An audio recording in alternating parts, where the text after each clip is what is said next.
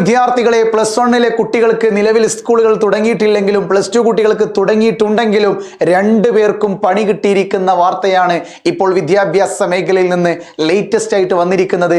എല്ലാ ദിവസവും സ്കൂളിലേക്ക് പോകണം. അതായത് കൃത്യമായിട്ട് ഞാനിവിടെ ന്യൂസ് എഴുതി വെച്ചിട്ടുണ്ട്.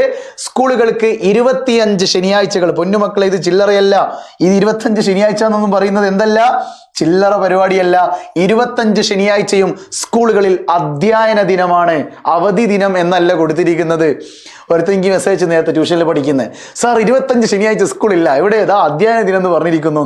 എടാ അങ്ങനെയല്ല, 25 ശനിയാഴ്ചകളിലും സ്കൂളിലേക്ക് പോകണം. ശ്രദ്ധിച്ചേ, 25 ശനിയാഴ്ചകൾ അധ്യയന ദിനമാക്കി സ്കൂളുകളുടെ വിദ്യാഭ്യാസ കലണ്ടർ പ്രസിദ്ധീകരിച്ചു.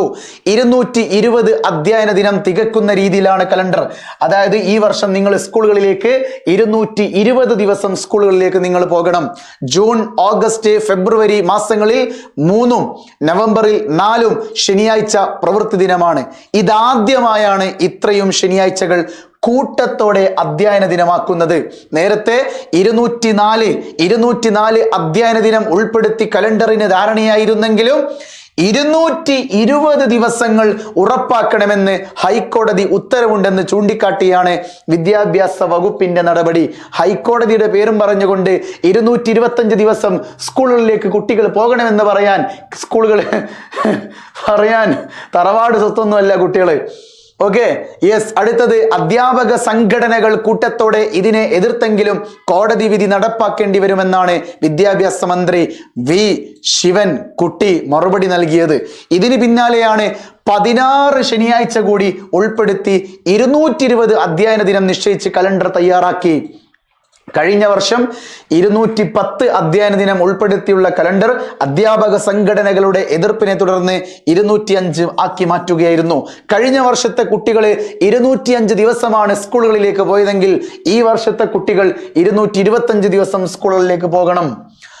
ഓക്കെ, ഇനി ഏതൊക്കെയാണ് ആ ദിവസങ്ങൾ എന്ന് കൃത്യമായിട്ട് ട്യൂഷൻ സെന്ററൊക്കെ നടത്തുന്ന ആൾക്കാരാണെങ്കിൽ ആ നോട്ട് ചെയ്ത് വെച്ചോളി. കുട്ടികളെല്ലാവരും ടൈം ടേബിൾ ഒക്കെ ഉണ്ടാക്കി പഠിക്കുന്ന കുട്ടികളാണെങ്കിൽ പൊന്നുമക്കളെ നോട്ട് ചെയ്ത് വെക്കുക. ഏതൊക്കെയാണ് ആ ദിവസങ്ങൾ? നോക്കിക്കോ. June 15, June 22, June 29. ഈ മാസം 3 ദിവസം ശനിയാഴ്ച പോകണം.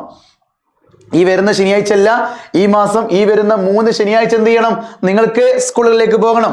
ഇനിയോ July 20, July 27, August 17, 24, 31, September 7, 28, October 5, 26, November 2, 16, 23, 30, December 7, ജനുവരി 4, 25, ഫെബ്രുവരി 1, 15, 22, മാർച്ച് 1, 15, 22.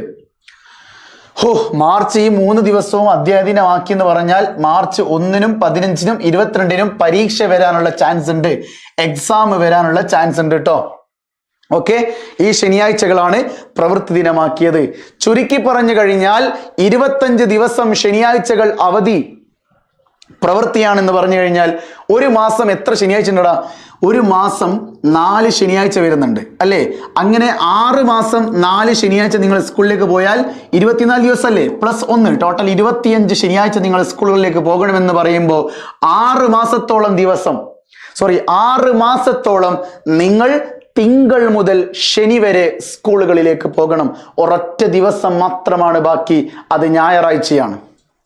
അപ്പോ തിങ്കൾ മുതൽ ശനി വരെ ഒരു കുട്ടി സ്കൂളിലേക്ക് പോകുക എന്ന് പറഞ്ഞു കഴിഞ്ഞാൽ അത് ഒരാഴ്ചയാണ് കുഴപ്പമില്ല, 2 ആഴ്ചയാണ് കുഴപ്പമില്ല, 6 മാസം ഒരു കുട്ടി തിങ്കൾ മുതൽ ശനി വരെ സ്കൂളുകളിലേക്ക് പോകണമെന്ന് പറയുമ്പോൾ ആ കുട്ടി റോബോട്ടാണെന്നാണ് ആര് പറയുന്നത്?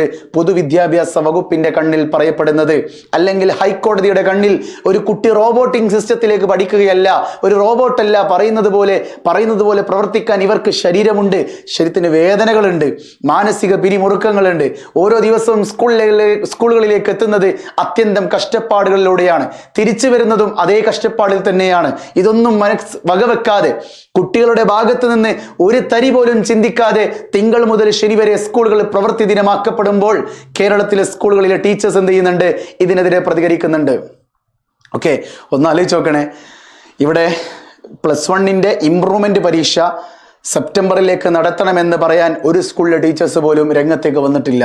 എന്നാൽ 225 ദിവസം ശനിയാഴ്ച വർക്കിംഗ് ഡേ ആണെന്ന് പറഞ്ഞപ്പോൾ കേരളത്തിലെ ബഹുഭൂരിപക്ഷം സ്കൂളിലെയും അധ്യാപകർ പുറത്തേക്ക് വന്ന് സംസാരിക്കാൻ തുടങ്ങി. അതായത് 25 ശനിയാഴ്ച വർക്കിംഗ് ഡേ ആകുമ്പോൾ ആരാ ആദ്യം സ്കൂളിൽ എത്തേണ്ടത്? ടീച്ചേഴ്സാ.